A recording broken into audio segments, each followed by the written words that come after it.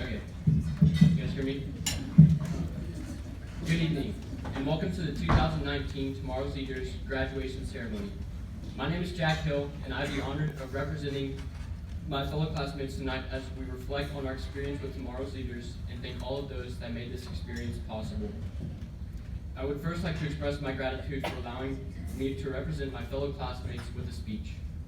As we reflect on the past few months, we get to look back through the good, the bad, and the awkward times. I would like to thank Erica Millar for constantly giving us the spark we needed to get going in the morning. Thank you to Dana Rieger and Kyle Allison for volunteering countless hours. Also, thank you guys for bringing us breakfast every Saturday. Lastly, I'd like to thank my fellow classmates in the back for making this experience so enjoyable. I don't know how we were able to wake up so early, let alone socialize at 8 in the morning, but somehow we managed. It seems like it was just yesterday that we were all sitting in the J.D. McCarty Center, staring at the walls, just hoping the awkwardness would go away. And it seems as though it has. Now, they can't get us to shut up. It's amazing how quickly we were able to establish friendships. Thank you all for the laughs, memories, and lessons learned. What we learned here can't be found anywhere else. Not in the textbook, a classroom, or even the internet. We have learned countless leadership skills, habits, and tips, but we have also learned some other valuable lessons. If you are trying to make a ping pong ball launcher, do not listen to Sam Seek at all. While everyone got their ping pong balls to launch a total distance of 12 to 13 feet through the air, Sam somehow managed to get a distance of -2 feet. Is it even possible to go a negative distance? I'm still trying to find out.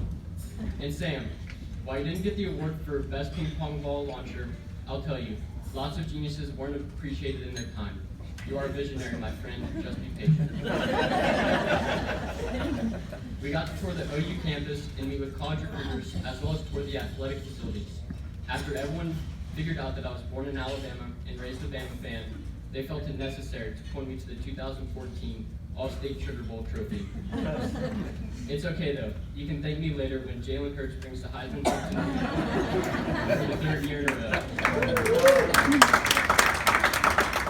When we were tethered together at the ropes course, we learned Brooks Carman will not wait for anyone.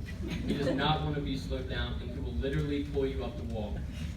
It doesn't help that Addie Mock was tethered to Brooks. Now Addie has a fear of heights and absolutely hates ropes courses. We learned countless lessons in leadership, teamwork, serving the community, and much more. But if I had to pick one lesson to take away from Tomorrow's Leaders, it'd be that not every leader is the same type of leader. Every leader has different habits, skill sets, and thinking processes. One of the neat things about Tomorrow's Leaders is that everyone here is different. At our very first meeting, we went over the different types of leadership styles.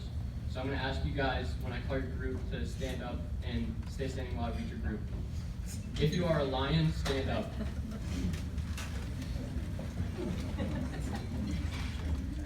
Lions seek control and strive for immediate results.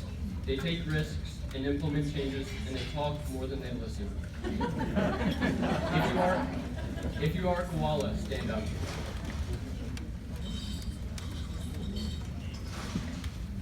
Koalas demonstrate patience and loyalty.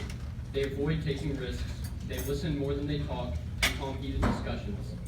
If you are a porpoise, stand up. Porpoises initiate contact with people and desire to help others. They emphasize relationships and openly express feelings. If you are an eagle, stand up. Eagles work with existing circumstances to produce quality rather than quantity. They take few risks and think in the long term. And as an eagle, I can say that we are the best group. Now, if you have no idea which one you are, or if you stood up and down because you're clueless, then there's a university just for you in Austin, Texas.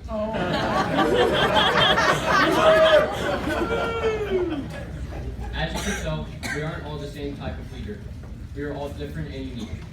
However, there's one quality in all of us that is prevalent, and that quality is leadership. Now, if you were to ask each and every one of us what our definition of leadership is, you would get 28 different responses, because we are all different. In fact, there is no such thing as a uniform leader. Just like our personalities, our leadership values are subsequently different. One moment that I'll never forget from tomorrow's leaders was back on the ropes course with Brooks and Addie being stuck together. I realized that in life, you need the Brookses, the fast, take charge approach that is willing to pull your team along no matter what. And you also need the Addies, the laid back, making sure to not make a mistake along the way. In life, you need to surround yourself with both the Brooks and an Addie, and many in between. It is impossible to be a great leader if you are constantly surrounded by like-minded leaders. We only grow in our leadership walk if we are surrounded by other leaders. Just like how if an ice cube is not in a cold environment, it will surely melt. It needs to be surrounded by other ice cubes in order to maintain its structure. Leaders are the exact same way. We must be around other leaders in order to enhance and strengthen our leadership skills. It is important to always be looking for ways to increase your leadership skills. We must not stay stationary in our leadership walk. I thank tomorrow's leaders for allowing us to advance in our walk by introducing us to other leaders within our own community and helping us sharpen and enhance our unique ability to lead. Take a moment and think about our class. We all have something to offer. We're all leaders in our school, whether that is through student council, sports, fine arts, club involvement, and academic excellence. After being involved in tomorrow's leaders, I can stand up here and proudly say that the future of Norman is not great because of what it has. It's great because of who it has.